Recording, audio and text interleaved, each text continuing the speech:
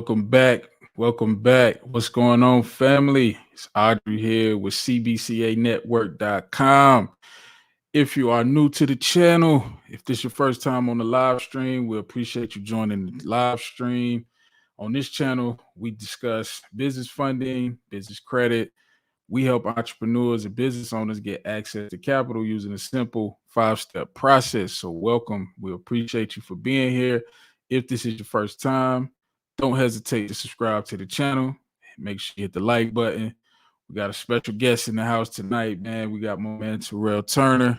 He gonna come give us some of this game on how to make sure that our company is running profitably, right? It's one thing to make money. It's one thing to be in business and say that you entrepreneur, you're a hustler, whatever the case may be, whatever, tag that you give yourself. But at the end of the day, you want to make sure that you know your numbers.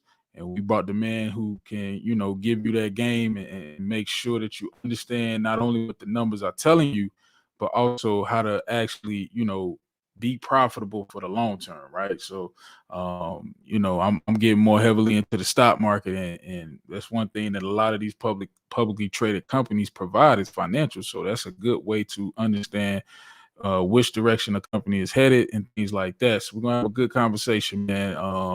Tonight. Welcome, Irene. As you come in, let me know exactly where you're tapping in from. Good evening. Good evening. We appreciate everybody on the stream. So as you guys come in, make sure you let me know exactly where you're chiming in from. Like I said, I'm here in Charlotte, North Carolina, North Kakalaki. Weather's been good this week. What else, man? We had a lot of approvals this week. A lot of approvals, a lot of business credit cards, a lot of people getting business term loans. So it's been a good week so far. What's up, Regina, Queen City, right here in my home state. Queen City in the building. My guy Santana, what's going on? Trey Foe in the building. Appreciate you tapping in, man. Thank you, family. What y'all got going on for the holidays, man? I'm gonna be here, but then I'm going out of town for New Year's, man. Y'all let me know what's your plans for the holidays, man. Y'all, we can't be on 24/7. We gotta turn it off at some time and have some downtime. I had to learn that the hard way. What's going on, Edward? Appreciate you tapping in. Chicago in the building. Appreciate you. But yeah, man, as y'all tap in, man, let me know where y'all tapping in from. We're gonna have a good conversation tonight. Irene, ATL, love Atlanta. Still think I got the biggest football stadium. I don't know for sure because I've never been to the actual stadium, but I drove past it and it goes about a few city blocks. So let's see. Cheyenne, H-Town, Houston in the building. What's up, Houston? Welcome. BMST said plans are this credit. Okay, yeah, we definitely can help you with the personal credit, business credit. That's what we do. So that's never to worry. Definitely, man, we can get you right with that, man. But I got a tax strategist with me tonight. So this guy doesn't even, harp on profit and loss statements, man. He really dig into the whole financial, the balance sheet. You know what I mean? Making sure your company is profitable, man. So that's what we're going to get into tonight. What's up, Belinda? Welcome, Birmingham in the building. Appreciate you. We got Brooklyn, New York in the building. Appreciate it. Miss Diane, welcome. Let's see. We got New York. Always representing, man. Appreciate New York. Florida in the house at a private beach. Okay, Regina, I see you. All right, okay. Private beach, doing it big, getting them approvals on the beach. All right, okay. I ain't mad at it. What's going on? Yeah, man, you can't put a price tag on that piece, man. That's a fact, man. So y'all, if you're watching this on the replay, take some downtime. We're gonna give you the strategy on what you need to be doing and going into 2022. But let's take a little downtime and then let's get right, man. So we can go into 2022 with some energy. What's up, Kevin? What's going on, family? Yeah, man, need that. Absolutely. Mercedes-Benz is huge. Yeah, Mercedes-Benz Stadium, man. It's a monster, man, for sure. But Thank you all for being a part of the live stream. And again, like I said on the channel, man, we help entrepreneurs and business owners get access to capital. And one of the things, I was just having a conversation before the stream with my coaching students, and I was letting them know, and I even, speaking with the guests, banks want to see paperwork, right? And it's not so much that you necessarily need to be super, super profitable, right? Most small businesses, income is somewhere around, 50 to, I believe, $300,000. That's kind of like the small business uh, income ladder, so to speak. Typically less than 10 employees. But one thing that you have to make sure, family, that you're doing is you want to make sure that you're filing your taxes, right? Not only filing your taxes, paying attention to what the numbers are telling you, okay? You have to understand, and this is something that I made a huge mistake in my first business, right? Real estate, creative real estate wholesaling. I only focused on income. I only focused on going out, finding the house, locking it up, getting it for cheap, getting it for a deal that I could sell it and make, 8, 10, 15 grand, right? I was just focused on the income. Little did I know, I had expenses running wild, had a little, some debt against the business, ran up one of my business credit cards, which got paid down. But one thing you have to really understand, and we're gonna get into this tonight, is that it's not always about how much you make, but how much you keep. You really, really, really have to understand that. And the reason why I'm harping on that is because, like I said, I've had conversations with 3 different banks this week, and all have told me that, hey, right now we do want to see 1 year of financials. Okay. And that's not the case with every bank. Remember, for those of you that are part of our online training program, different banks have different programs. Credit unions, they want to see tax returns. Some of the bigger banks, they want 2 years tax returns, full dot, as if you was applying for a mortgage. So just, if you can, make sure you get your financial house in order. Make sure your finances are straight, man. But we're gonna get into it, man. Welcome everybody, man. I want to bring up our special guest, man. So this guy, man, I've been checking out his content, man. I've been seeing him, on my Facebook timeline, and a lot of the stuff that he was saying, it really made sense, man. Now that I'm kind of, in the coaching space, so to speak, and just growing this company, right? Growing my own company. I'm still an entrepreneur, even though I get on the microphone and give you guys the game. I'm still in the trenches. I'm still learning as well. So with that being said, I guess tonight, my guy Terrell Turner, man, this guy's actually was listed as one of the 40 under 40 CPAs nationally. Okay. So this is not just, the regular, we're going to talk about tax returns, profit and loss, bookkeeping. No, no, no, no, family. We got a heavy hitter in the building with us tonight. Okay. So keep that in mind. Now, not only that, man, his firm, TL Turner Group, was actually featured in the New York Times. Okay. It will actually feature this year in the New York Times. Okay. So this, again, we brought the guns out tonight, family. We're gonna get into it. We're gonna get into some good conversation. And so without further ado, man, like I said, I want to bring this guy on the stream, man. So y'all give a warm welcome to my guy Terrell Turner. What's going on, family? Hey, what's going on, man? Thank you for having me. Absolutely, man. Appreciate you being here, man. Definitely, like I say, man, your resume speaks for itself. I was just, I was going through some of your podcasts and all the content, and I'm just like, I'm learning. I'm taking notes. I'm like, okay, yeah, I gotta make sure I'm paying attention to profitability for every dollar that come in. How much am I keep? I'm just like taking notes, man. So appreciate you, man. How you feeling, man?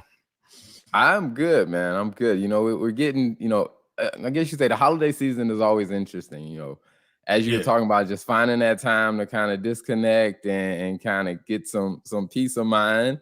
It's yeah, interesting for accountants because we're trying to wrap up the year plus enjoy the yeah. holidays, but man, it's good though. Okay. Yeah, man. I appreciate you again, man. Definitely, like I said, your content, man. You definitely been, somebody who I've been paying attention to, and I was like, man, it'd be good to have him on and kind of, just talk to the people because I think, man, and I, like I told you before, I myself, I learned about bookkeeping, but not necessarily the other financial statements that we can kind of touch on tonight. But before we even kind of get into that, man, can you just give us a little bit about your background? I know you definitely, like you said, you 40 under 40 CPA firm. So just kind of give us a little bit of backstory on yourself, man. Yeah, definitely. I mean, before that, I want to say, man, I'm super impressed by how engaged your community is, man. Yeah, I mean, man. I'm looking over here at the comments. I mean, people are loving. Yeah, I'm loving the engagement. So everybody Appreciate it, keep it man. coming tonight, man. Um, Absolutely, man. yeah, so a little bit about myself. I mean, my background is accounting and finance. I mean, I went to school for that. Now, for me, I mean, I'm a first generation college grad. Well, I always say I started off as a first generation college Yeah, grad, and probably my sophomore year, my dad decided to go back to college, and him and nice. I were racing to see who would graduate first. He graduated 7 days before I did. So, Dang. So y'all was in a race to graduate. That's pretty dope, though. I mean, when you think about it, like that's like some good motivation. Like, man, I can't let them win. You know what I'm saying? That keep you motivated for sure. It was. I mean, because my dad spent, he spent his entire career in the military. He was a medic in the Mhm. Army. And then after Nice. retirement, he decided he wanted to go back to school. My mom was a stay-at-home mom. So entrepreneurship business was not like in my DNA, or it wasn't like Right. in my, my family line. It was something that I had to learn.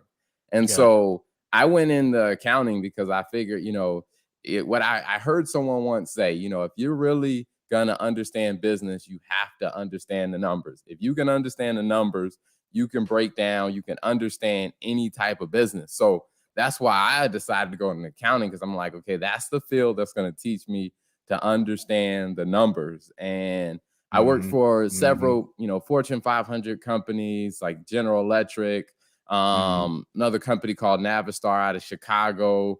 Nice. I was moving like every 2 years, of moving a little bit between the Carolinas and Chicago, DC. Yep. I lived down in South America, in Brazil, was doing an assignment down there. And came back, like I said, when my wife and I got married, we moved to Ohio for work. And we were Mhm. like, you know what? I was like, I grew up in Columbia, South Carolina. So I'm like, and my Mhm. wife is originally from Kenya. So we were like, neither of us really liked the winter. So we were like, hey, how do we get back closer to warmer weather? So Charlotte Yeah. was the spot that we picked. And so we've been Right. here for about 3 years. And I started working with a tech company, was helping them go through the rounds. Like I said, we helped them Mhm. buy two other companies, helped them raise about 65 million in private equity funding. And at Yeah. that point, I was like, you know what? I got enough experience and enough knowledge to now go do my own thing. So Right. I talked to my CFO, then told him I was, wanting to leave and start my own. And, they asked me to stay on to help with a few projects. And this was like Mm. this was December of 2019. So they asked me to stay Mhm. on a little bit longer. I ended up staying on till, March 30th. So March 30th was Yeah. my last day there. Wrapped up everything and then started my own firm, but I had no idea it was going to be in a pandemic. Yeah, yeah, man. That could. I mean, how could you predict that? you know, Yes, it sir. is it is interesting because, like, I'm in the type of business where most accountants who grow their business do it by going to a ton of networking events, shaking hands, meeting people, and that's kind of how they build their business. Well, when you're in a pandemic, like, you don't have that option. So I had to get Mhm. really creative in how I went about still networking. And that's where I started creating tons of content and Yeah, creating, a podcast of interviewing other business owners on. So, yeah. within the span of, like I said, from literally April of 2020 to now, I think, yeah, yesterday I was looking, I think I've interviewed 481 business owners on my show, Wow. of just really hitting the ground, grinding, and really just Yes. building up the relationships, which has led to, like I said, building a business, to being, a Mhm. 40 under 40 CPA, and also, my firm being recognized in the New York Times. And, we're constantly doing some really cool projects of really figuring out, how do we take a different approach to accounting to really help Yeah. business owners understand their numbers and understand how to use those numbers to make smart decisions in their business. Yeah, and that's exactly the reason why, like I said, a lot of your content just, organically was touching me, because with this specific, venture, it's kind of new, right? I'm making content like yourself. I'm putting myself in front of the camera more. I'm doing more consulting. So people working with me, trying to figure out how to structure the credit. We're looking at, what banks are in the area to get funding to even approach them, right? So I didn't start in the pandemic, but for you specifically, right, being that you did start in the pandemic, I know in watching a lot of your content, you don't necessarily see yourself as like a typical CPA, right? I know you say you more like a CFO. That's where you kind of wear your hat. Can you just talk about the role of a CFO versus a CPA? Because most people know a CPA, but they don't really know the CFO role. Yeah, definitely. So, I mean, when you think about the finance and the accounting side of the business, it's going to Mhm. kind of go, at your very basic level, you're looking at a bookkeeper. I mean, and that could be a person who, oftentimes bookkeepers, they learned an accounting software like, let's say, QuickBooks or Zero or one of Mhm. those softwares. I mean, they're really helping you organize the transactions and, Yeah. kind of reconcile bank accounts, bank statements, and stuff like that. And they're either putting it in the software, and then the software generates the financial statements. For your Mhm. CPA, your typical CPA is going to focus on tax and doing tax returns, kind of tax strategies. I mean, they're going to be the busiest between, let's say December and, April 15th in a normal year. Right. And then, and I say a normal year because for the past 2 years, I mean, with everything going on with COVID, it just seems like tax season has never stopped. So It's ongoing, indefinite. yeah, so I've definitely talked to a lot of people who do focus on tax, to where they're like, Mhm. yeah, they're getting close to burnout. And I'm just like, yeah, because Wow. tax season just has not stopped in the last 2 years with all the Uh, changes and all the extensions and everything. But mhm. then when you get to, the CFO, from that perspective, that's where they're actually looking at the numbers, and they're helping combine the numbers with your operational strategy of saying, like I Right. was, yesterday, Monday, I had a working session with two of my clients where, we went Mhm. through and said, okay, all right, here's what your numbers are. Now, what do you want to do next year? How do we start strategizing? So as he's Right. throwing out ideas, I'm like, okay, all right, that type of idea is going to cost you this much. We can still do that idea, but we got to make sure we do it in a profitable way. And I'm helping him Mhm. think through that, through those numbers, and thinking through that strategy. So he's not just focused on, hey, I'm gonna just go make sure we bring in the revenue on the top line. But then when you look at the bottom Right. line, it's like you're not profitable. And that's where, the CFO really comes in, helping with that.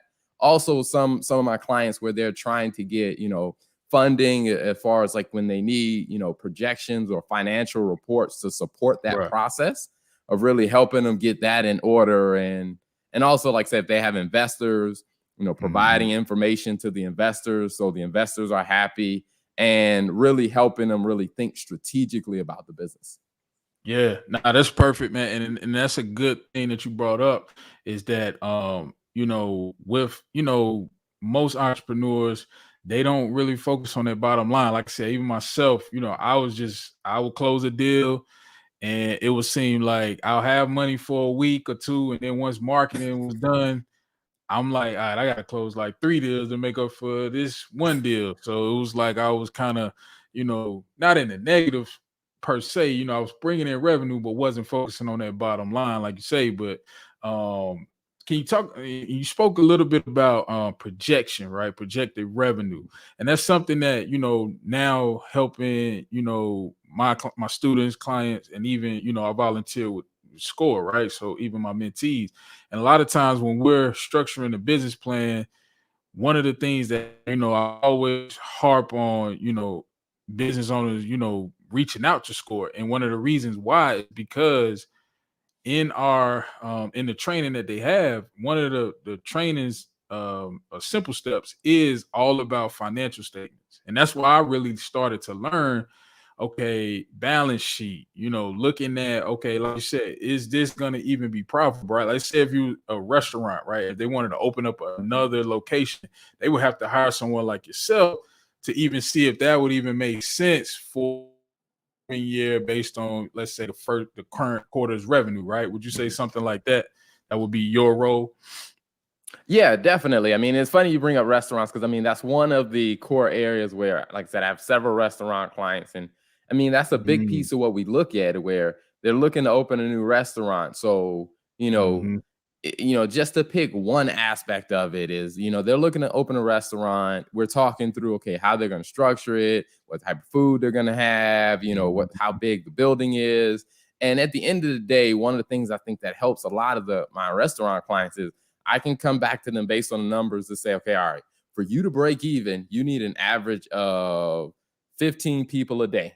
Right. And that translates into, so now, from a CFO perspective, if I can provide them with that context, they now know, okay, all right, now I know what I need to focus on. I need to get 15 customers a day, Yep. or an average of 15 customers a day. Anything above that, I'm going to be making a profit. So it makes it a lot easier because if you don't have that, then you're kind of guessing like, hey, I see that it looks like there's a lot of people here. I think I'm making money. And Yeah. then you get to the end of the year and you realize like, oh, we didn't make that much money. Like, man, had I Mhm. known this earlier, I could have made some tweaks and I could have been profitable. But I think that, the CFO perspective, that's kind of the role that I play of stepping in, helping them look at those numbers and see what are those small tweaks we need to make Right. sure that you're making money throughout the year and you don't get to the end of the year and be surprised.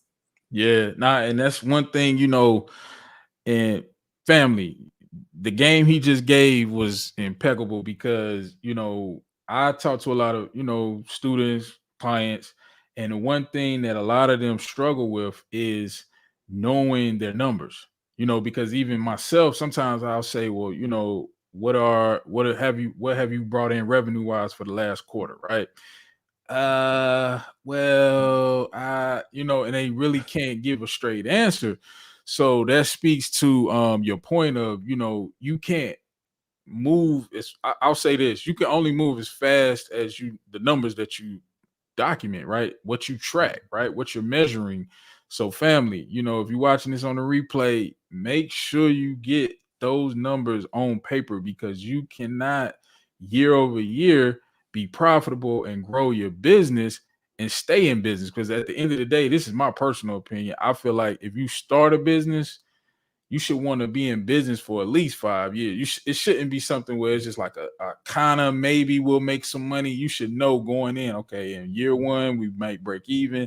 By year three, we'll be bringing in 300, 400,000, and somebody like yourself, you be the perfect person to kind of help guide that transition. So, and I've been checking out, I've been reading this book too, man. This is a pretty decent book for anyone who's like a newer, maybe can't, tap in yet or need to come get with me to get some funding to hire yourself. That book, your first CFO, it starts to really help you understand the numbers. But can you just talk about some of the because I know we talked a lot about, restaurants, but just in general across the board, talk a little bit about just what numbers they need to be looking at because a lot of business owners, they do bookkeeping and then that's it. They just hand it over to the accountant, they file the tax return and hope and pray that IRS don't come knocking. Absolutely. Yeah. So I can talk about it in general. And I would say if one thing I can Yeah. ask is for the people that are, drop in the comments like what type of business you have. And so as I'm talking about this, I'll call an audible on what I'm saying to make it more Okay. contextual to what I'm seeing pop up in the comments. Yeah. So in I general, like what that. I would say, I mean, your first one is definitely going to be your revenue. I mean, because without sales, I mean, it really doesn't make sense. We want to understand, are people actually paying for your products or your services? Right. We definitely want to know what that looks like.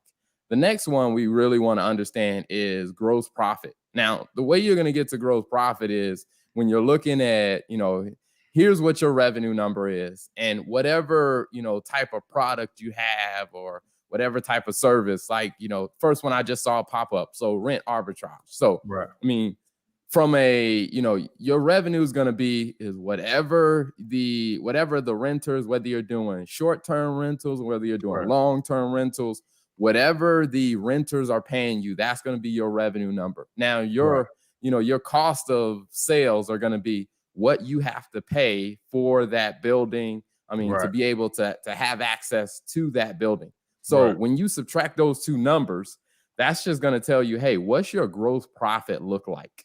I mean, are you making money on, on the top line? Now, after that, you're going to have to also cover all your other expenses like marketing expenses, all the overhead and stuff like that. So the first thing you want to know is, what does my gross profit look like? Because if your gross profit is too small, what that probably tells me is your prices are probably not high enough, or it tells me your costs are going to be too high. Most often it tells me your prices aren't high enough. And I think a lot of people struggle with that, trying to figure out, well, what should my prices be? And I always tell them, we need to look at your gross margin, and I can tell you whether your prices are high enough or not. And I think once they start looking at that, then like I said, then looking at your other expenses. Now, I always say, if you're in a business where you're really driving in, you're trying to get new customers and stuff like that, is you want to look at what your marketing spend is compared to your, as a percent of your revenue. So it's just, so what that tells me is for every dollar of revenue you have coming in, what percentage of that dollar goes to support your marketing spend? And I think that as you start to look at those things over time, let's say you look at them for the last 3 months, you'll start to see trends. And I'm telling you, it will be so obvious. Like I was working with, I do these, one of the things that I do with a lot of clients are like, these CFO deep dives where, we really dig into their numbers in a session. And I was working with a gentleman that's a arborist. So, his business is, they do tree trimming and tree health and stuff like that. And we were looking at the numbers. And one of the things, like, probably an hour into the conversation, he was able to start, I've seen all the things that I was pointing out to where he started seeing it on his own. And it's because we kind of laid it out for a trend. And I said, hey, pay attention to this number, this number, this number. So whenever we looked at a new month, he was like, oh, I already know where the problem is. And I'm like, that's where you want to get to where you can quickly see it yourself. And that's some good game, because you, like I said, you don't want to be in a situation where you got to close your doors due to, not spending enough on ad spend. Even myself, right? Like with this program, we do a lot of online, we do the content, of course, but now we're doing social media things. So we're looking at our numbers and saying, okay, we need to get at least a 3 to 4x return for every marketing dollar that goes out. We need to be bringing in $3 to $4 in revenue.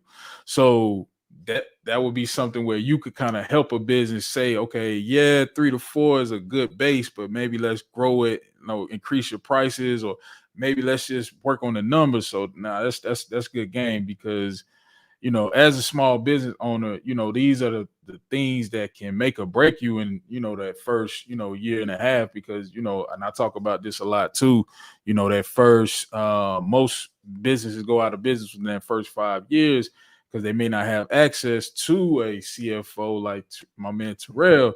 So now that y'all got, my guy on the channel, man, look, no excuse, man. Let's start getting the numbers in order. Let's make sure we filing taxes. Like I said earlier, we got to make sure that we got the paperwork right. It's not just enough to say we hustling. It's not just enough to say we grinding. A lot of people getting into the trucking space. Real estate is real big. Any business, and you could give me your thoughts on this, right? Because I mean, you yourself, you're an entrepreneur too, right? You provide a service to your clients. In your opinion, and this is what I personally say, any business, the the bigger the problem that you solve, the more you get paid. Would you agree? Oh, absolutely. Yeah, absolutely. I mean, there's a direct correlation between, well, let me see. In the mind of the customer, there is a direct correlation between if this is a big problem, I'm going to place a higher value on the solution that's provided. Mm-hmm. And Mm-hmm. so if you're solving a big problem, people are willing to pay more for it. Yeah, that's a fact. I mean, because even I even people reach out to me, hey man, like to hit you up. Do you do one-on-ones and stuff like that? And you know, some people, I think when you send that invoice, you separate the serious from the curious, right? That's one thing I will say in the for anyone watching that's in the services based industry.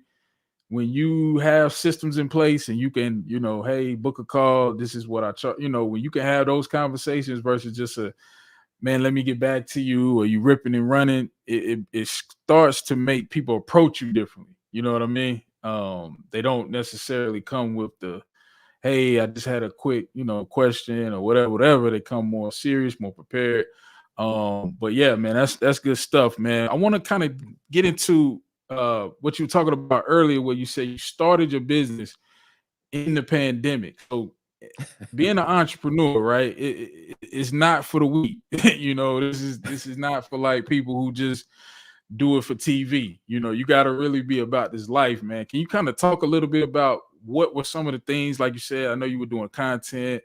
What were some of the things that kind of helped you thrive during the pandemic that you would, say were some key things to kind of, grow your business from, COVID to now? Yeah, I mean, I think the big thing was me really just accepting the reality that, hey, you can't go at this the traditional route. And I think the pandemic forced me to actually look at things differently. And Hmm. in that, what it made me realize is that a lot of the businesses that that have hire accountants or fractional CFOs, I mean, Hmm. they were kind of tired of what one of their big issues was. Accountants were trying to approach it from a typical perspective, so the Right. fact that I was forced to change made me realize, like, hey, I got to really understand what is it that my audience really likes? Like, what Gotcha. is it that they really need? And it really caused me to change and adjust to my audience. So I think the biggest thing was figuring out, what my audience needed, how can I adjust to them? And then I think also being very clear about who my audience is, because there Yeah. were so many accountants that I talked to, and say, okay, all right, what type of, who's your like your ideal client? And your Yeah. typical accountant say, oh, anybody, we can support anybody. And I Right. just got to the point, I realized, like, that's not really as effective. And so what I Yeah. started doing was I started being more clear, like, hey, we do bookkeeping and CFO services. And I recently released some videos where I told people, I was like, I'm gonna be very honest with you. At the TL Turner Group, you know what? If you're a law firm, you're a real estate, you're a law firm, you're a restaurant, a bakery, a Mhm. bar, a marketing agency, or an insurance agency. One of those six, the TL Turner Group, we are phenomenal. It's gonna be hard to find Mm. somebody better than us. If you're Nice. not one of those businesses, we might not be the best fit. We're good, but we might not be the best. And when I started Absolutely. being honest with people, people were just like, hey, if I know a law firm, I'm telling them to come to him. And I think Right. just that being a bit more clear about who my audience is, it Mhm. allowed the referrals to increase like crazy, Yeah. because people are like, yo, I know what he does. I mean, he's not one of those accountants that says, oh, well, we do everything. Like, no, we're Right. great at six things. And like I said, we are really good at those six things. And Yeah. when people know that, they're like, hey, I know a restaurant, yo, you should go talk to Terrell. Or, hey, I know a Mhm. insurance agency, hey, you should go talk to Terrell. And I think just getting comfortable with being clear about that message really helped out a lot. And I Yeah. think a lot of people really do overlook the fact that providing great service to your current clients is probably the fastest way to grow your business, because those Absolutely. clients are going to talk about they're going to talk about their experience. And Absolutely. one of the things that I did is I'm like, okay, all right, instead of trying to spend all my time trying to go get new clients, is asking myself, how well am I taking care of the clients I already have? And we really started increasing our attention to, let me make sure that I am really taking care of them. And so one of the things we started doing was, we were helping clients, really get over some really big hurdles. Is Mhm. I started actually, having a meeting with my current clients, and we would just talk about, I guess I always call it kind of like, we take a victory lap over the things that we did and said, Yeah. hey, you know what, in the last quarter, here are some of the big things we did. I want to say congratulations to you. Thank you for letting us help you do those things. Nice. And as we started telling our client, reminding our clients of the ways that we were helping them and adding them value, I mean, one Mhm. is they wanted to pay us more. Two is they wanted to refer more people. Yeah, absolutely. Whenever you can increase them prices, man. I mean, you gotta take advantage. I ain't mad at that at all, man. I will say this, and you're absolutely right, because even with me and what we do, a lot of times, people in the credit space, they focus on fixing people's credit repair, credit repair. That's all you hear about, right? Whereas with me and our team, what we kind of focus on is optimization, right? Making sure whatever bank we go to, whatever type of funding we're applying for, when they do that hard credit pull, or when they look at that report, not only is it structured properly, but it's optimized. So that's, Mhm. like you said, if you don't want to do the optimization, or if you don't want to really dig into the weeds of how credit works, then we may not necessarily be the best funding solution for you. So yeah, I totally agree. And one thing too, and this is why I say you stood out to me the most, is because you focused on serving those people at a high level. You know what I mean? You really focused on their needs, what they, look for in a CPA or CFO.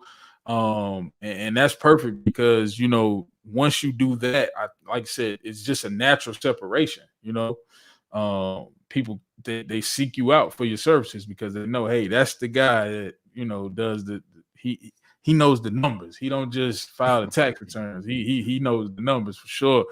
Man, I think we got a couple questions, man. I don't know how much time you got, Yeah, man. If you want to hang out for a little I'm bit. good, man. Okay. Let's see. We got a And I guess few while we're questions. going to those questions, I did want to go Mhm. back.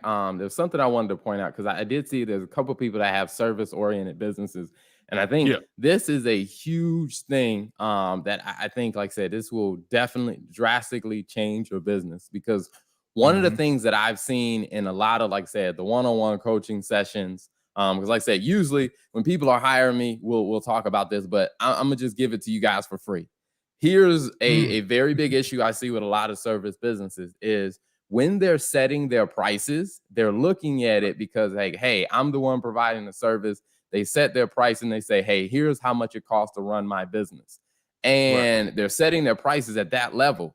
But one of the things that I always find is, well, when you get ready to scale and grow and it's time for you to hire, people in the business, the prices you set when it was just you're not going to be able to afford to pay other people to help scale your business. So one of Wow. the things that I tell them to start doing is, like, yes, when we're setting your prices, yes, it's just you now, but what would your business cost if you had to start hiring other people to do that?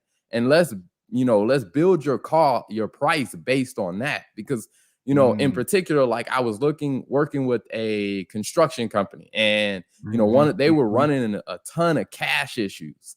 And one of the things that we dug in, we looked at, and I was like, okay, all right, let's look at a couple of your projects. And what we quickly found is, he based his price on how much it would cost him to do it when he had a small team.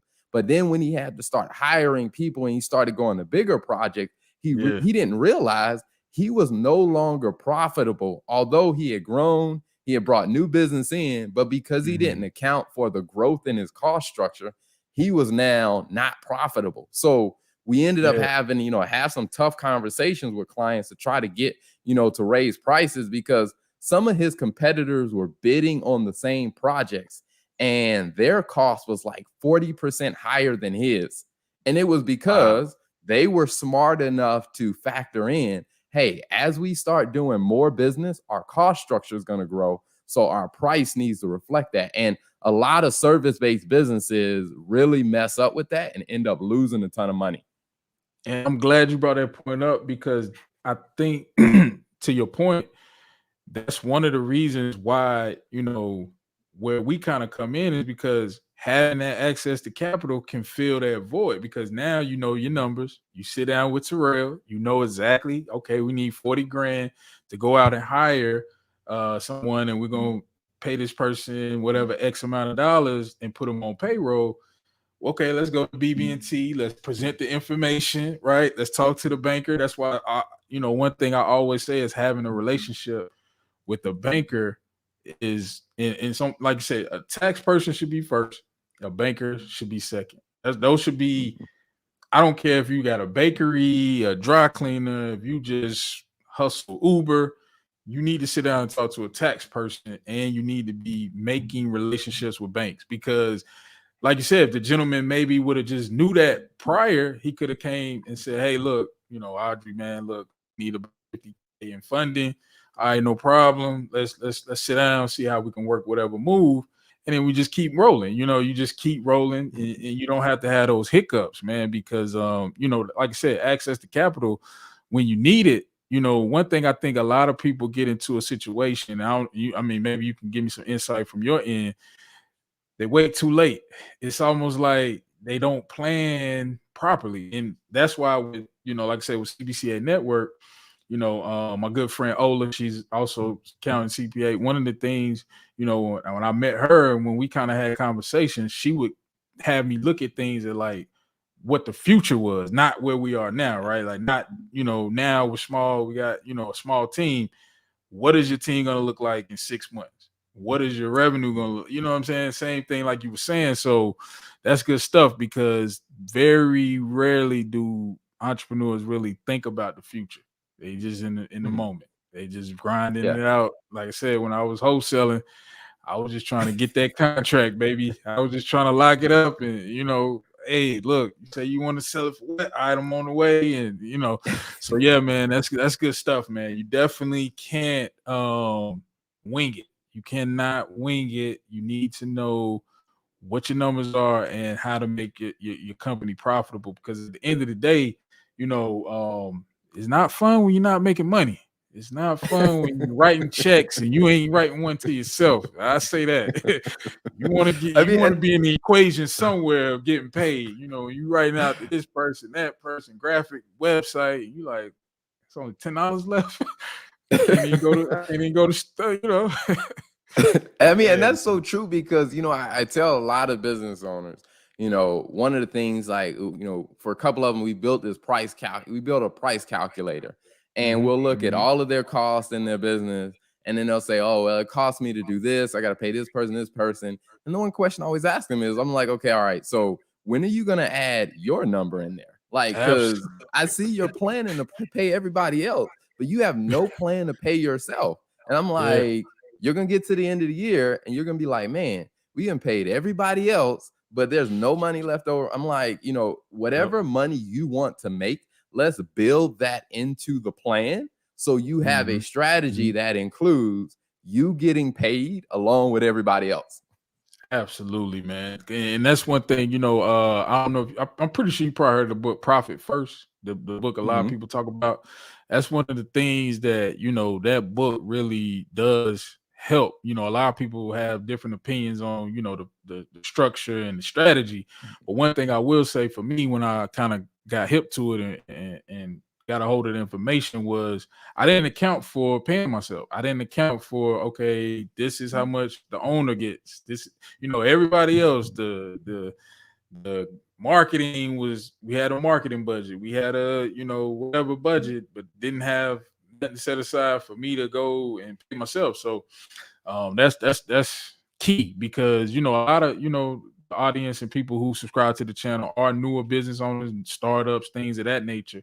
So for those of you who are startups, maybe don't have, a ton of revenue, just put your number on the books, pay yourself, make sure you're getting paid. Just it will make life a lot easier because now that I know this stuff, I plan for it, and it Mhm. doesn't have to be a lot. It doesn't take. In the beginning you reinvesting, but just put a little something to the side for yourself because you'll thank yourself down the road when your company is flourishing and money is coming in, and it's like clockwork, man. Definitely. But let's see.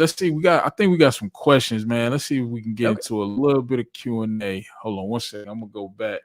So Ivorine says she has a residential space shoot location. As a new business owner, most startups don't have revenue initially. How should we start a P&L? Select a bookkeeping software. Yeah. Yeah. So I mean, very common thing. I mean, you're not gonna have a ton of revenue. I mean, most businesses aren't gonna have a ton of revenue starting off. So you Right. definitely want to still be able to track track your expenses because your Exactly. P&L is gonna look a little upside down in the beginning where you're gonna have a Mhm. lot of expenses, zero revenue. But you Yeah. want to still make sure you keep track of that because if you're ever wanting to go get a loan, like they're gonna want to see what do your financial statements look like, Yeah. and the truth of the matter is you will never be able to achieve profitability if you don't actually track it. I mean, it's one of those things where as human beings, we perform to a score, and it's no different in business. If you're That's not true. keeping score, you don't know if you're winning or you're losing. And so, how do you get started? I mean, I always say that, a online software would be probably the most ideal, and they're very cost Mhm. effective, whether you use like a QuickBooks or Yeah. Zero. I mean, there's a couple Mhm. other ones out there, but those Yeah, two are Wave accounting. You yeah, heard of the that? Wave. Yeah. Yeah. So those probably are some of your most common ones. And really what's Mhm. going to happen is, you'll connect it to your bank account. All of Yep. your expenses are going to show up in there, and then you go in there and you kind of categorize it. Now, Yep. I always tell people is you may not necessarily need to hire a bookkeeper. And I know that that sounds counterintuitive because, hey, Yeah. I offer bookkeeping services and I'm telling you like, hey, you may not need to hire us. But I'm gonna be Right. honest because my goal is to be in your best interest. So you may Right. not need to hire a bookkeeper ongoing. Maybe you just need to do like a consulting session like, hey, hire someone that Mhm. can help you set it up and then Yeah. give you kind of the rope so you can do it on your own.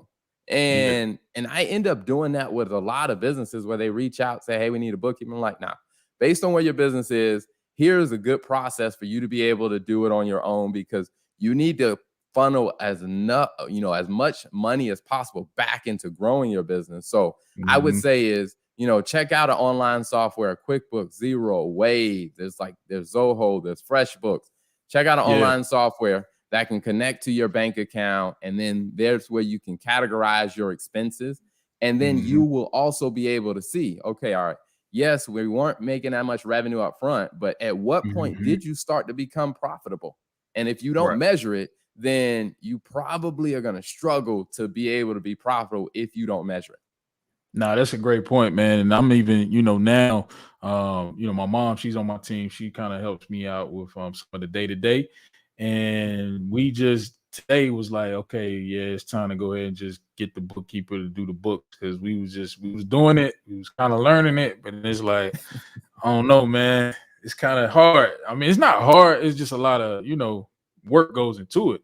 And like you said, it's having something is better than nothing, man. Even if Yeah. you just do it on the back of the napkin for the time being, I don't recommend it. But yeah, Wave is free. That's a great, startup toolkit. I always tell people when you starting a business, you got to keep the expenses low. You can't Yeah. you can't go out and hire the if there's a $300 a month bookkeeping software, you may not can't afford that right now. You might have to get the $10 a month and then just work up into it because, like I said in the beginning, you're gonna be kind of upside down. You're gonna spend more than you make, and then hopefully that number rises. But yeah, and then too, like I said earlier, a lot of banks really want to see something. It doesn't necessarily have to be profit. They just want to see that you tracking your expenses, you on track because you can do projected. income. You know, that's one thing I think your company, your service, one of your services, y'all help people with projected income as well. Yep, Yeah. So absolutely. yeah, so like I said, you can project income based on, like you said, knowing what your prices is. That's why I say, you know, a CFO and is gonna probably, you know, be a game changer for a lot of startups. You know, that Mhm. service, you know, being a, you know, having someone like yourself on the team, you know, now let me ask you, now when you say you serve as a CFO, are you actually a officer of the company, or are you more like the consultant role? Like, where do you kind of play in that CFO? Yeah, so I do it from more of a fractional standpoint, meaning Okay. like I'm not an officer in the company. A lot of Okay. the clients that I have where, you know, they hire me to provide CFO service because I'm not gonna lie, CFOs are expensive. I mean, Right. Right. it's an Right. Right. expensive role to have on your team. And so, you know, when you think about, you know, what's best for your business, what I Yeah. found is a lot of times they don't necessarily need an officer in their company, you know, immediately. What you need is someone more kind of like an advisor that you can go to that can help do some of those analysis and Yeah. then provide you with some context. So a lot of the clients, some of the large, I guess say my clients that are between, let's say, 350 a year up to Yeah. like 5 million, where we're meeting monthly or meeting weekly to kind of go through some of their numbers. Some of the Yeah. companies that are, under the 350 a year, I mean, we Mhm. may meet quarterly or we Right. may meet, semi-annually just to kind of go through the numbers and really kind of say, okay, all right, here's where things are going. We'll do check-ins because they don't necessarily need me full-time, Right. always Right. working Right. in their business because, I always say is you want to make sure that you're optimizing growing the business and not just Yeah. spending money just to say, hey, we got a CFO on staff. Because I'm like, your business is going to go under if you're approaching it that way. But Yeah. it provide so and that's where I focus on provide the service in the way that makes sense for the business. Nah, that's perfect, man, because that's one thing too, you know, with what we do. And now we are, you know, growing, expanding into more of like one-on-one style coaching. So I Mhm. always tell people, you know, a lot of the information, you know, foundational stuff you can kind of get from just watching my channel. And because a lot of people just want to, oh man, I need you, I need your help. And it's like, well, you know, I teach what I do is not a secret. You know what I mean? Like a lot of people just think they need you on like standby at all times, but like you said, it's based on the level of where you are. It kind of determines if you need, you know, someone monthly or quarterly or however. So yeah, it's good to you know when it's time to commit to bringing somebody on the team like that, man. So, but yeah, Mhm. definitely, man, that make a lot of sense because financials, man. If you don't know that, it's gonna be an uphill battle. Let's see. We got another question. Jennifer Burns says, "I'm starting out, and this is what I'm asking my banker as of before this live. Can you tell me what things to add to get funded?" I'll kind of take that one. I guess one thing I would say initially is find out what programs they offer, because one thing that you'll find, and this is one thing that's common between all, I would say small banks, right? The top 10 is the top 10. But when you deal with local community banks, portfolio lending banks, right, that lend their actual money, the relationship, they can know what type of business you have. If you have a restaurant that's 2 miles up the street, and every now and then the branch manager and the team they come in and have coffee or whatever, you can have that relationship. If you have a dry cleaners, right, whatever type of business, when you have a relationship, that can play a huge role. Like I said, the number one team member should be a tax person, right? That's number one. We know that. But number two is the banker. So you know, if you starting out, like you said, you're not gonna have the revenue yet, but the relationship, because even sometimes even a business credit card can start a relationship with a bank. You take care of that business credit card, that could quickly turn into a term loan, line of credit. some type of secure asset. If you got like a truck, or a lot of people getting into trucking. I talked to 3 or 4 people who was in trucking business and looking to scale up and get more trucks. And one thing I tell them is, I talked to one guy, he had 3 trucks, no debt. I'm like, man, you need to take one of these trucks and get some type of secure loan where you don't lose that truck, and you get to unlock the capital to get put down on some more trucks. So then that all kind of comes from relationships. So my suggestion, Jennifer, would be to build a relationship with every bank. We talk about that top SBA lenders list. You can Google that. That's a free list. You can go to Google, type in top SBA lenders and then your state, and then just start having conversations with every bank on the list that you see fit, and you'll find a good fit. It's just you got to kind of do the legwork of going out, putting yourself out there. I know that's a little hard for newer entrepreneurs to kind of put yourself in uncomfortable situations where you don't really know what to say. I don't know how to ask the right questions, but I would say relationships, man. What do you think, Trey? No, I think that's absolutely right. I mean, I've talked to some bankers, and one of the big pieces of advice that they've shared is like, where a lot of people fail is, or mess up is, they wait until they need the money to then try to come ask for it. And the banker's kind of like, I really don't know you. So Yeah.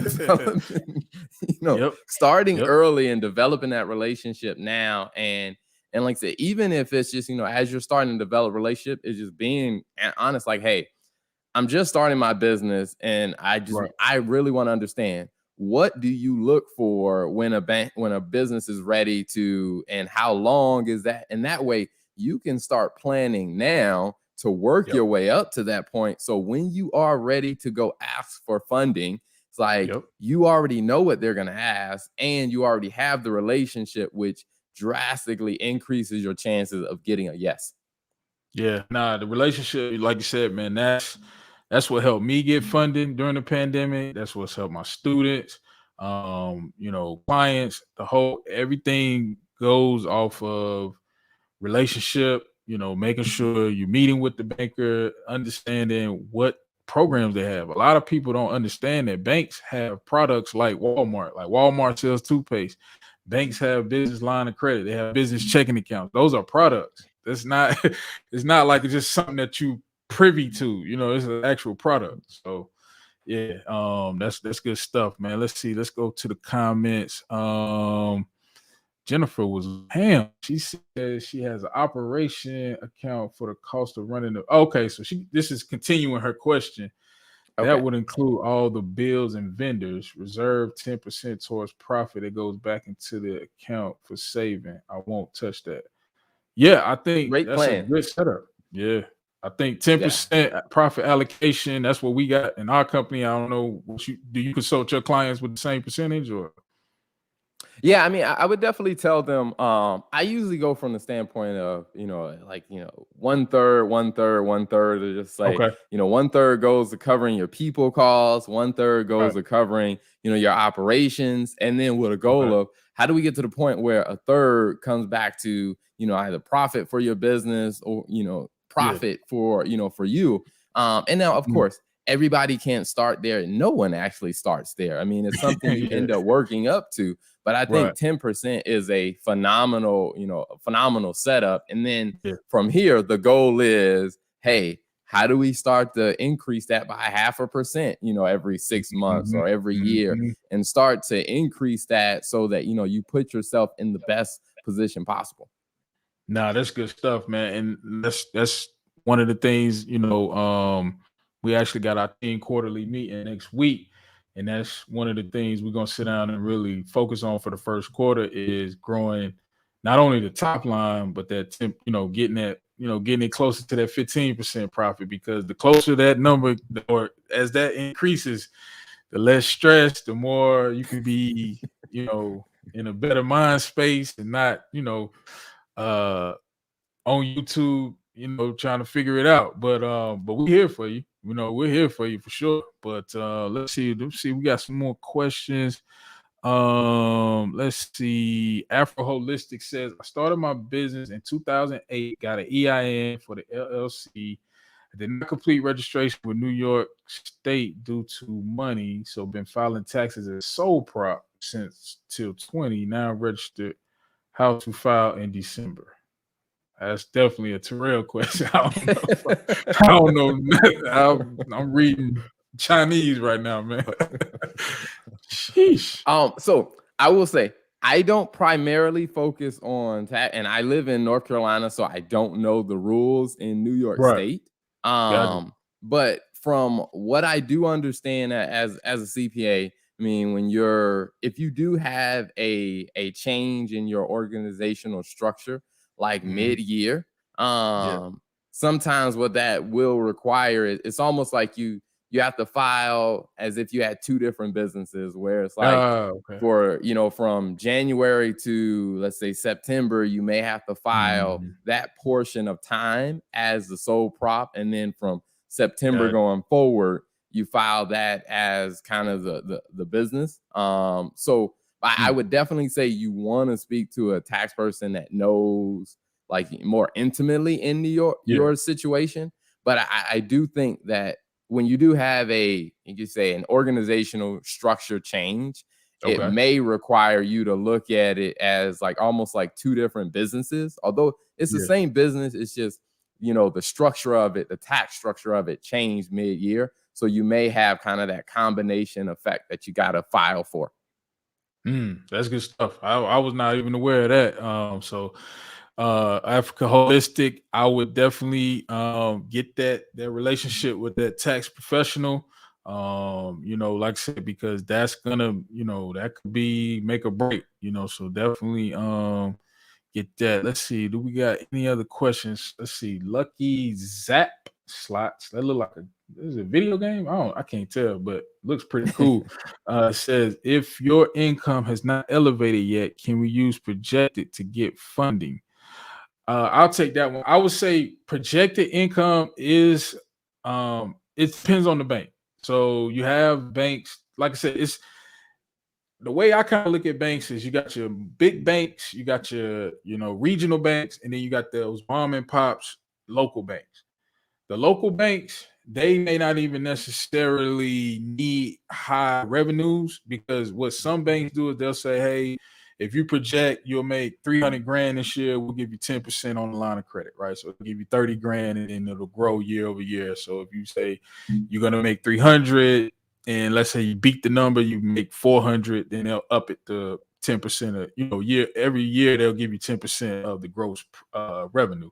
Whereas some banks like a TD Bank, they'll basically say, hey, if you're a startup, fresh out the gate, no revenue, they'll do 25 grand just off of, projected income, and you have been, let's say, a 700 credit score.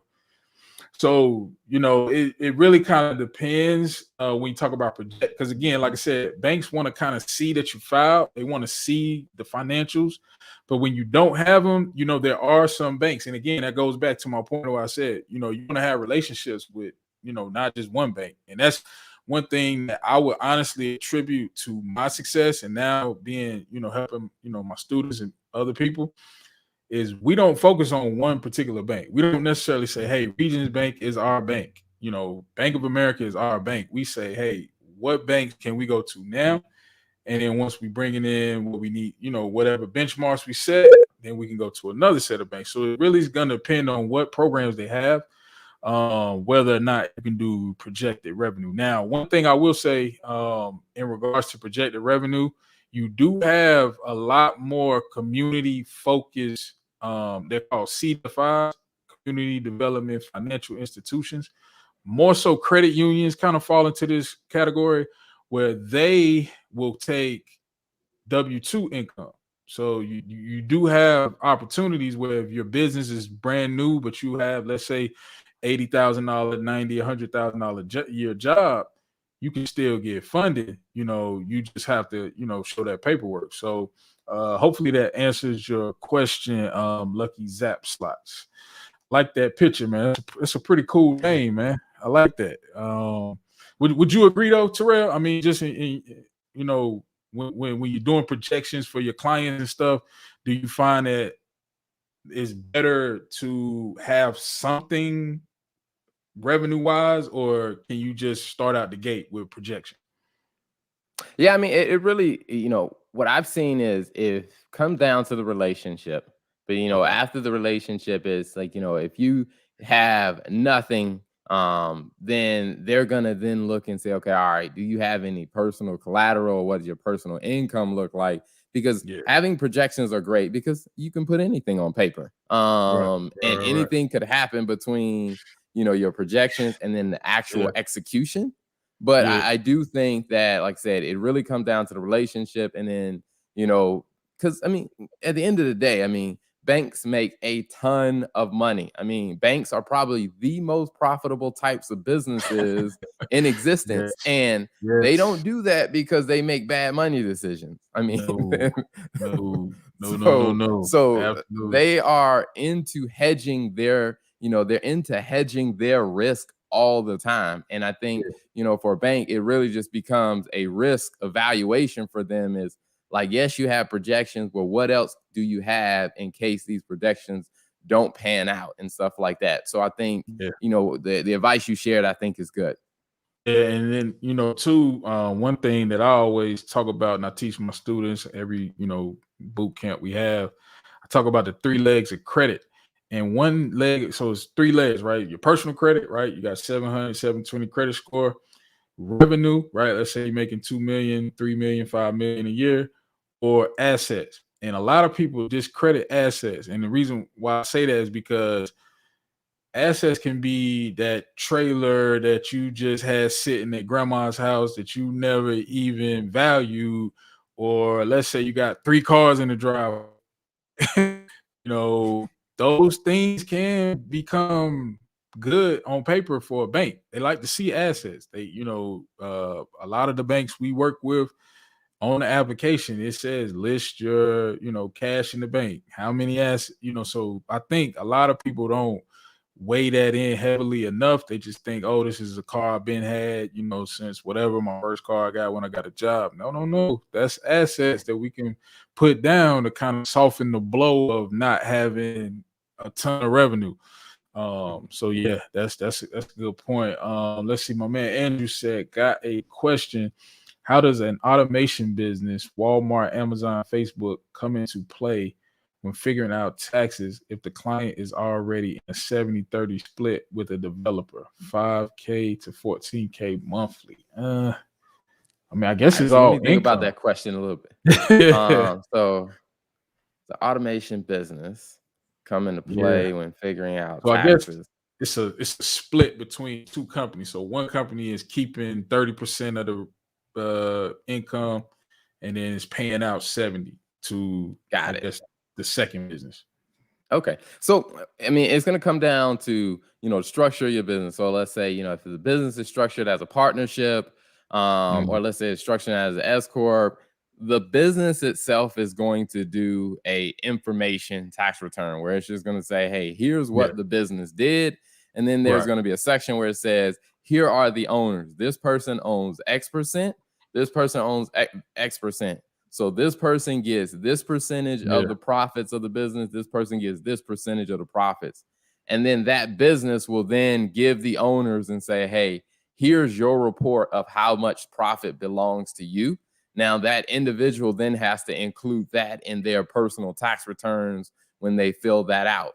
Now, if it's a C corporation, I mean, it's a little different because C corporations think like really, much bigger, or I guess they Right. bigger corporations where the corporation itself pays taxes, and the Yeah. only Yeah. way the owners have to pay taxes is if that corporation does like a dividend and they issue money out to, then the individuals will have to pay taxes. But if it's kind of like a partnership, the Yeah. corporation is going to do their calculation and say, hey, here's your percentage of the profits. Now you have to include it on your tax return. Yeah, now that makes perfect sense because most people, if you multi-member, they do partnership returns anyway. Mhm. So yeah, you just have to kind of divvy it up based on the percentages outlined. So that make a lot of sense. Let's see. Irene says, do authors have to pay taxes on books sold at in-person events? I would say yes. So I would say is this is going to be my I guess You know, it's being recorded, so let me put this on Yeah. the record. This is Go ahead, get my on the record. best tax advice is the IRS defines, you know, whatever income you make, even if you got paid in cash, the IRS says that is income that should factor into your tax return. Now, Yeah. what I tell a lot of people now that I've given you the official answer, now that is my official answer. That's the official. Yep. Got to get that on camera, on record. Because Go I don't want to ahead. lose my license, you know. Uh-uh. So it's on record. That is my official answer. What I have seen is a lot of people, you know, if they're getting cash, you know, they either forget to include that in, they forget to document that and stuff like that. Yeah. So what I would definitely say is if you're doing, you know, if you're selling any type of product, you know, you definitely want to include that in your income. And then also don't forget the expenses for you to get to that event, or, you know, if you Yeah. had to reserve a booth and stuff, like make sure Yep. you also deduct those expenses, because those expenses need to be included in your business. So you're not paying taxes. Your taxes don't end up being too high because you left out expenses. So you want to make sure you're capturing both the income and the expenses. Yeah, no, that's good stuff. I'll definitely agree. You know, just put it on paper, and if you got to make a trip to the ATM to deposit, I mean, you got to do what you got to do in that case. But it is what it is. It's on record, man. We got you. We got you. Nasha says, "What do you suggest for a new tax office to scale your business?" I think we talked about it earlier. I mean, I'm just defining who the customers are. Like, who do you serve? I would say it's kind of like that, like you said, you got to really get a grip on, like, for instance, I'll give you like for our program, we focus on business owners 1 to 3 years in business, right? So we know that, right? And then we focus on business owners who are looking for capital, who are actively seeking, but not necessarily looking for, most people who reach out to us and maybe have already got SBA funding or has some type of funding, they may not necessarily be our fit, right? They may want to learn how to get more, but they may not necessarily want to come into our umbrella of products and services. So yeah, I would say just focus on who are you serving. New entrepreneurs, there's a ton of, I would say that. I mean, I'll get your thoughts too. It's so many people that are starting businesses, man, and it's great to see, but I like to see, people like yourself. We highlighted, my good friend Ola. She's also a tax CPA. Those are people like yourself often get it's too late. I see where people kind of already made the money and made the mistakes, didn't keep good records. Now the IRS come and it's like it's too late. You can't go back and change it. So what would your thoughts be on that? Yeah, I mean, definitely. I mean, so here's some very practical things that I think you can do if you're just starting your tax office and you want to scale it. Is the first one is, you know, you can go to LinkedIn and you can search for people who are bookkeepers in your area, or just, you know, virtual bookkeepers. And I would Mhm. say introduce yourself, build a relationship, because a lot of times bookkeepers get asked like, "Hey, do you have a tax, you know, a recommendation for someone that can help me with my taxes?" Because bookkeepers don't do taxes. Right, And right. if they know you, then they might be likely to then refer them to you. So I would say definitely develop that relationship. The next thing is, you know, depending on how you feel about, like said, you know, social media. I mean, I think it's a great engine for you to be able to start developing your brand and letting people know that you do it. Because one of the biggest reasons why I think people don't get customers when they first start off is because people don't know that's what you do. And so you Yeah, got to find a way to let people know, hey, I'm doing tax return, or hey, I do tax returns. And even if it's something where, let's say, once a week you post something about, hey, 3 things that you need to know about, getting your taxes done this year.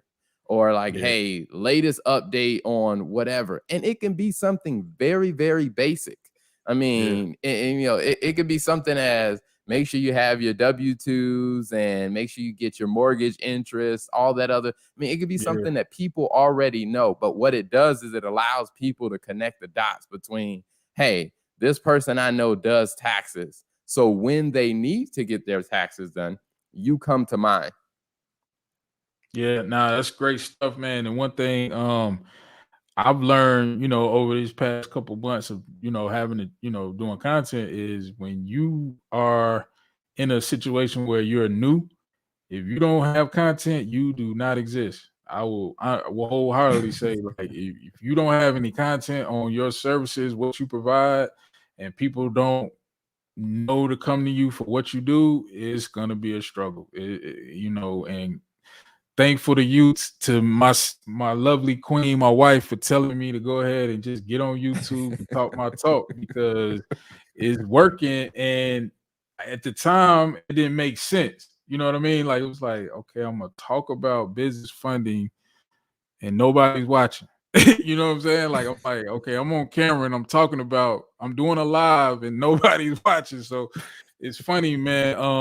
But yeah, if you don't do content based around the services you provide, how you can help solve problems, yeah, it's gonna be hard. It's gonna be very hard. So that's good stuff. Absolutely.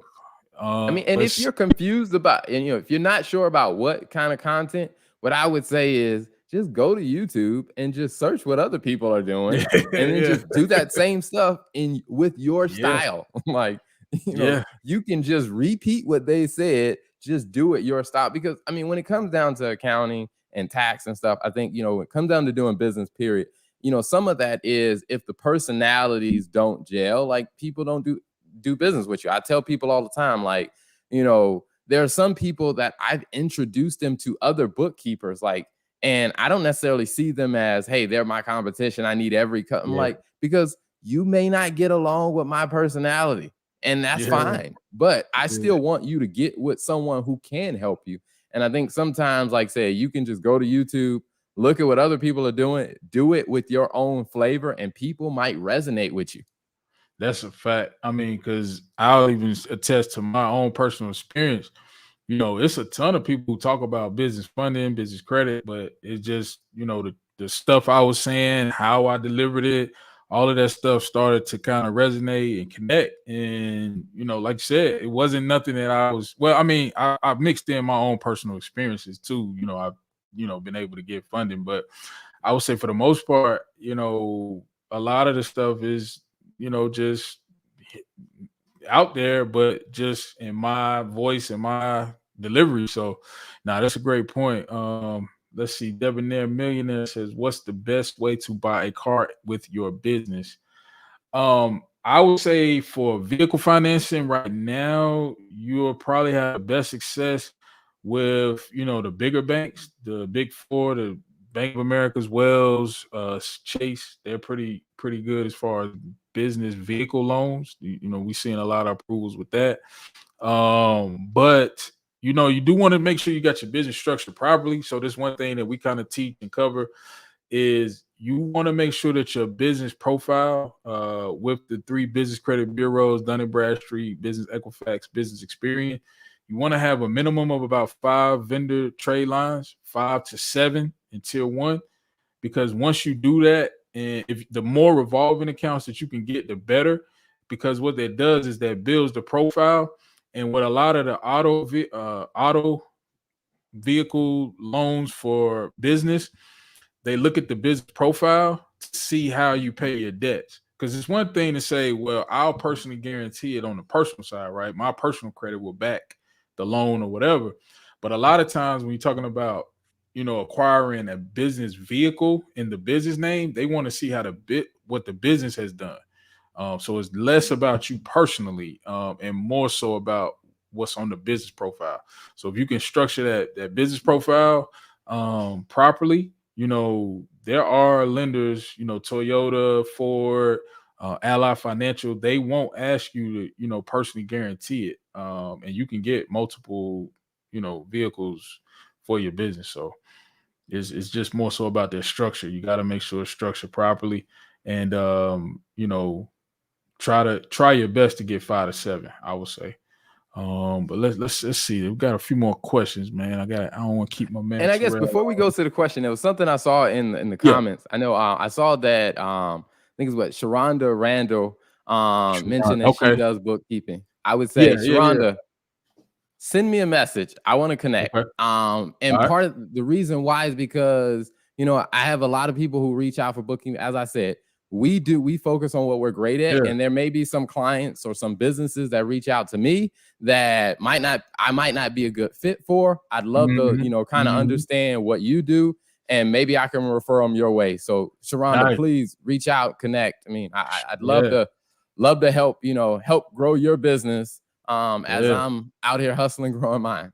Yeah, nah, and that's a fact, because one thing too, like for me, a lot of times, in the beginning, I would seek out credit repair. That was one thing where it was like people would come to me for that, and I wasn't, fully equipped or even had the knowledge to even help those people, but I had a good network to refer them out to. So, like you said, serving at a high level, when people can come to you and maybe you don't necessarily vibe or the fit is not there, but you can still help them, they remember that. A lot of people came back to me once they had their personal credit structured, and we got them some funding. So, yeah, I would say, definitely, Sharonda, reach out to Terrell, man, make that happen for sure.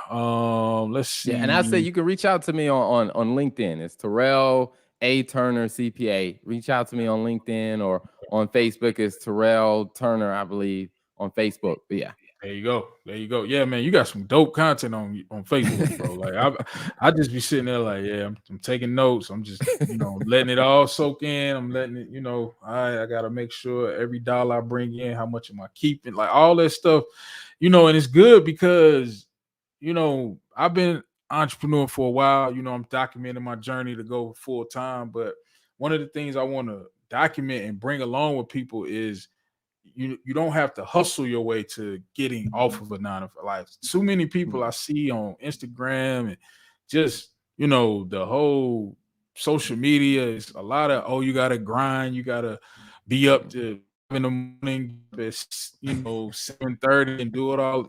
No. You just gotta make sure that you're serving at a high level, making sure what service you provide, the market is responding. That's one thing I always tell people. If you provide a service to people, whether it's credit repair, just help a couple people for free and just ask for the testimonial. That's the easiest way to get your name out there, other than the content. That's some free game. If you watch this and you want to help people get funding for your business, do it for yourself. Or if you think that you have the skill set to help some other people just from the knowledge and going to meetings and whatever, just help 2 or 3 people get the testimonial, and then start pricing accordingly. Because you'll find that, like you said, when you have content out there and when you're talking about a certain topic and people know you for that topic, it's naturally going to happen. Absolutely. I will say that. Yeah, definitely. Let's see. Do we got any other questions? Looking in the comments. My guy, how I recommend locating a local tax pro and evaluating how skilled they are. Yeah. Good So question. on the first part, finding them, unfortunately, it's not the easiest process, because it really comes down to relationships. I think of reaching out to your network. If you know other business owners, hey, who are they using? Asking for kind of referrals that route. I think that becomes a bit helpful. Also, can you put in the comment like what city are you in, or what state? That might be helpful as well.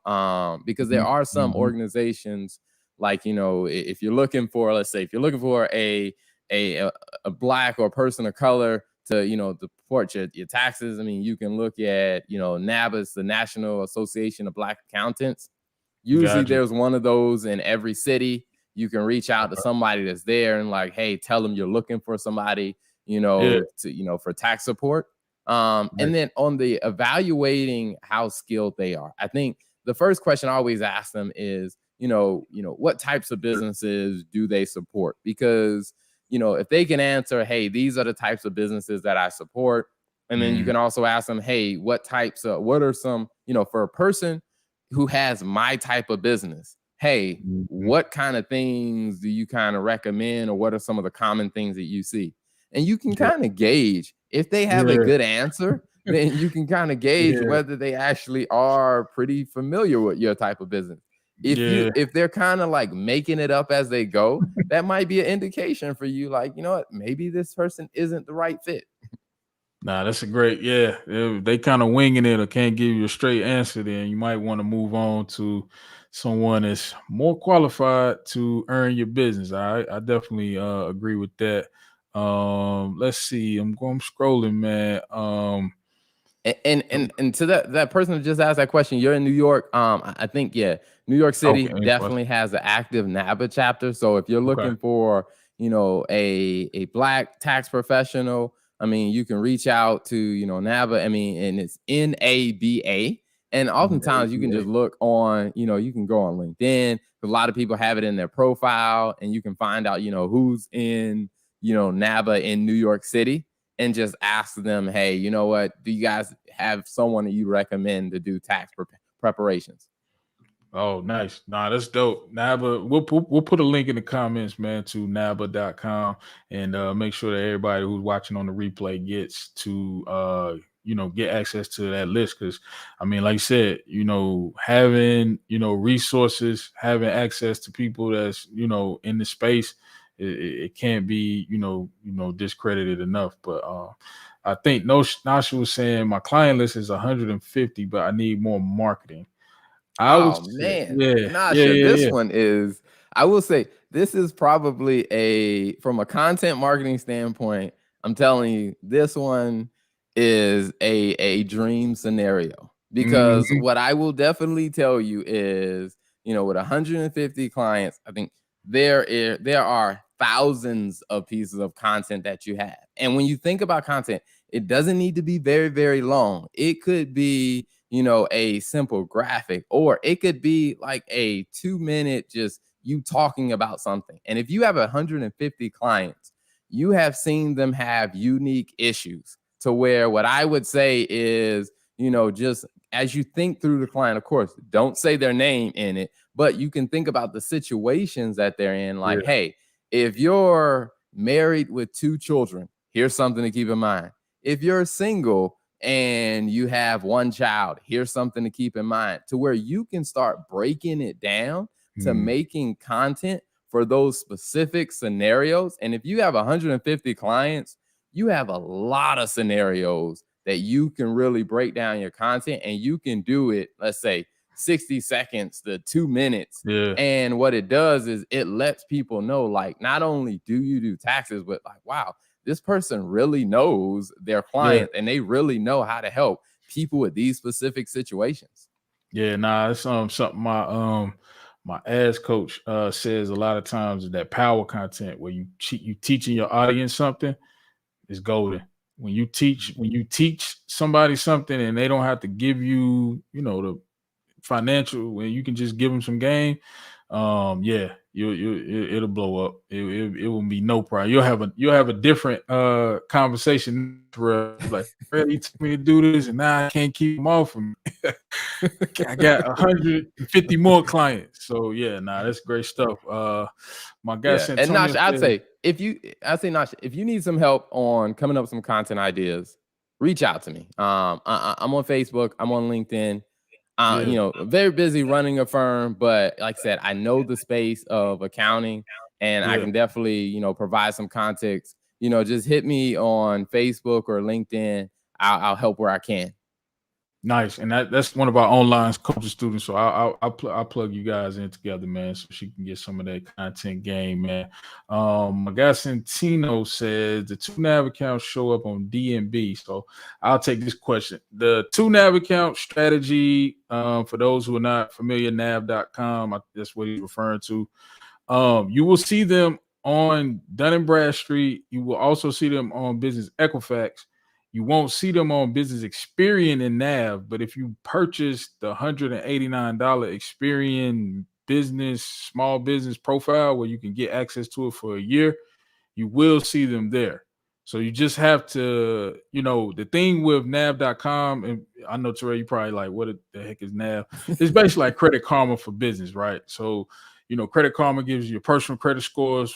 Well, Credit Karma is free. Nav you have to pay for, but it's basically a resource to get your business credit scores, right? So Dun& Bradstreet, Business Equifax, Business Experience. And so one of the things we teach, a strategy that I, show people and implemented and had success with, where you can get 2nav.com accounts to start building your business profile, because one of the hardest things, when people are building that profile is they spend money with a lot of these vendors that don't necessarily report. And so now you're out of money, especially as a, new startup, or even if you making money, we're not wanting to be wasteful. So yeah, I would say Santino, you will see them on DMB, but check your Dunn's manager, because Nav is a third party. So you won't always see them in Nav, because Nav is kind of like a third party. So they don't give you the raw data. That's the best answer I can give you there. Devon said experience warrant reporting very inconsistent. Yeah, they are, man. Experience business, I was told they short staffed, just I guess because of COVID or just the great resignation. I don't know, but it's bad. It's really bad. I don't know if they wasn't paying the people. I don't really know, but yeah, their customer service is lacking tremendously. I will say that. My guy Rev say, what's the best way to vet a CPA? I think we already discussed that one. Just Yeah. ask a few questions. And I'll add something to it. I I think asking a couple questions, also one of the very, very, very important thing you want to ask is how frequently do they communicate with their clients? Because that's one of the biggest problems that a lot of people are having with their accountant is they're like, man, I just don't hear from this person. Or they call me last minute and stuff like that, to where a really good accountant that really cares about your business, they're going to have there's going to be an expectation on when you can hear from them or how often you'll hear from them. Right. And I think that that's a sign of a really, really good accountant, is if they do have a plan for how they're going to communicate with you and keep you informed, or is just, being able to touch base with you. Because a lot of people are complaining, like, I'm working with a law firm out of, up in the Northeast. And, it's a law firm that's generating about, they're doing about 1.5 million a year in revenue. And one of the big complaints that they're having is they're like, they just started working with this accountant and they've been sending them emails, and the accountant just goes dark for like 2 weeks at a time. Oh, and man. I'm just like, this accountant is about to lose this person's business because they just won't respond. So that's a very, very important question. Yeah, nah, that's, man, that again, we go back to that serving at a high level. I mean, gotta no words, man. I'm just, it happens, man. My guy BRK said he's definitely looking at Nava. And yeah, like I said, I'll put a link to this in the description to Nava.com for those who want to check it out. Santino, you're very, very welcome. We'll take a few more questions. What's the best way to pay yourself from business, real estate, long-term rental, monthly, or etc.? What I would say is, that one's gonna depend on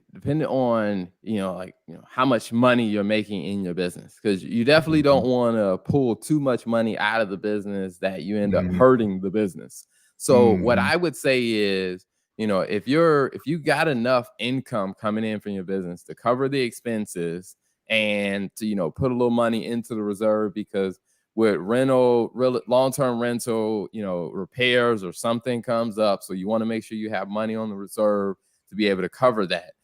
After you're able to cover your expenses, I would definitely say, monthly could be a great one, where you just set it up to do a distribution of, hey, here's the amount of money. And I would say plan the amount of money. Don't just be like, okay, well, this month I'm gonna take this much, this next month. It's like, actually plan it, run it like a business. Like, hey, because the business is able to generate this amount of revenue, we're able to cover our expenses, we're able to put X amount into reserves. Here's what's left. Here's how much I'm gonna take out of the business on a regular basis, to where you can pay yourself on a regular or more consistent basis. And then I think that way you can plan your business and plan the growth a lot better. Yeah, nah, that's great stuff, man. Because even like myself, my rental properties, I just kind of put money in reserve, and then I just kind of keep that there, and then I just kind of leave it in the property, just leave it in there, and at the end of the year, I might pay out a little something. But yeah, no, that's good stuff. We'll take one more question. Can ATM business get funding? The answer is it depends. So the ATM business specifically is going to be difficult just because of the nature of the business, and the transactions is pretty much cash intensive. So a lot of banks don't really like to lend to that type of business. But one thing that we kind of teach and we can help you structure is what's called like a management company. So some type of management company, consultant, something where it's not necessarily in a high risk industry, but we can go to banks and get funding that we can then fund other ventures. So kind of a two LLC, multi-layer LLC structure, but it helps with those type of high risk. Cannabis is another one that comes to mind.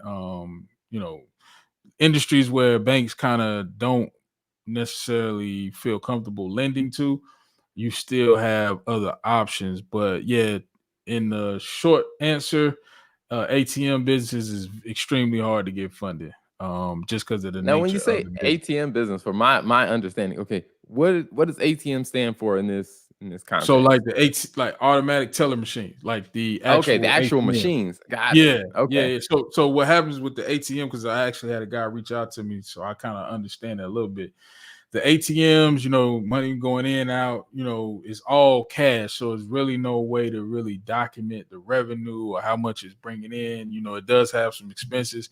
So banks don't really know how to really lend to them, I guess, because Mhm. of the nature of it. Or I mean, I ain't gonna say they don't know how to lend to it, but they just kind of shy away from it. So it is a little more difficult for the ATM Mhm. business. But I mean, it's extremely profitable. I will say that. Like you start one of those jokers, that's like a it's almost like like a slot machine, because I mean, it's really not a whole lot of expenses. You're not paying the light bill, you got the upkeep, the maintenance, but I mean, it runs 24/7, so it's not like you have to do a whole lot to it. But yeah, ATM businesses are a little harder. So in that scenario, I would suggest maybe setting up some type of management company, some type of structured company that you can get funding for, and then purchase your ATMs under a different entity. But yeah, man, definitely. I don't see any more questions, man. Terrell, my guy, man, I appreciate your family. It was great talking to you, man. Like I said, we got to do it again, man. I know you're gonna be shutting it down for the holidays, man. But as we wrap up, man, let the people know where they can, find more of your content. Let them know what you got going on, how they can work with you and reach out to you, man. Yeah, definitely. If you're looking for content, because I always tell people is we create a ton of content because not everybody needs to work with us immediately. Sometimes you just need a little bit of direction, a little Mhm. an answer to a question here or there. You know, www.businesstalklibrary.com, and Mhm. there you will see all of the different shows that we're doing. We probably have like over what we're doing, like over 5 different shows. My wife speaks Mhm. 4 languages, so one of the shows Nice. she's doing is in Spanish. So, for the Spanish speaking business owners, we got something for Mhm. you there. Yeah. And then if you're looking for, doing business with us, and I would definitely say check out the TL Turner Group. And the way we kind of approach it is, I mean, there are different levels of, like we do a lot of free stuff like this. Mhm. Then we Mhm. also have like some, some paid courses and stuff that people can check out, where if there's a specific topic that you want to dive into, we Okay. have some on-demand courses there. And then we also do a lot of one-on-one coaching where Nice. said, I mean, and I'll put these, these links there to where people can do the one-on-one coaching where, hey, if Yeah. you need to do forecasting or projections, or we need to dig in, look at your pricing, we do a lot of that. Yeah. And then also, for businesses that are over 350,000 in revenue a year, our ongoing services might make sense for you. Yeah. And then one of the things that we're also adding to our website is, we may not be the right fit for you to do business with. So we're going to Right. have a page on there referrals of other people that, hey, might be a good fit to help you in your business. So we're trying to make sure we can help any way we can. Yeah. So we actually putting our website, the finishing touches on it. So we're gonna make a section for once you hit that threshold, you gotta get you over to the TL Turner group, man. Because it's like I said, man, it's really, man, honestly, being, and the thing with me too, I didn't come from a banking background. You know what I mean? So I think for me, why I think, my program and, the way how we work with people is we come from more of you're a business owner, but when you step to banks, this is how you want to do it. And one of the things that I've seen a lot of people struggle with, and a lot of people I work with struggle with, is like you said, that having the financials, understanding the numbers. So that's why I wanted to have you on, man, because as we go into 2022, we can't keep making excuses on why we're not getting funding. Oh, they don't want to lend to us. No, it's not that. It's just we got to make sure we got our ducks in a row. So, man, again, I appreciate you, man. We'll definitely connect, man. You're here in Charlotte, so we definitely gonna have to connect at some point, man. But thank you again, man, for being on the platform. And I'll make sure to put a link to the TL Turner group and all the courses, and also the Business Talk Library podcast. Because, like I said, even myself, I was getting game, bro. I was like taking notes and really just getting game, man. So definitely, man, I appreciate you again, family. And we definitely got to do this again soon, man. So again, for everybody on the stream, we appreciate you. And we'll see y'all guys next week, man. Same time, man. All right. Good night, y'all.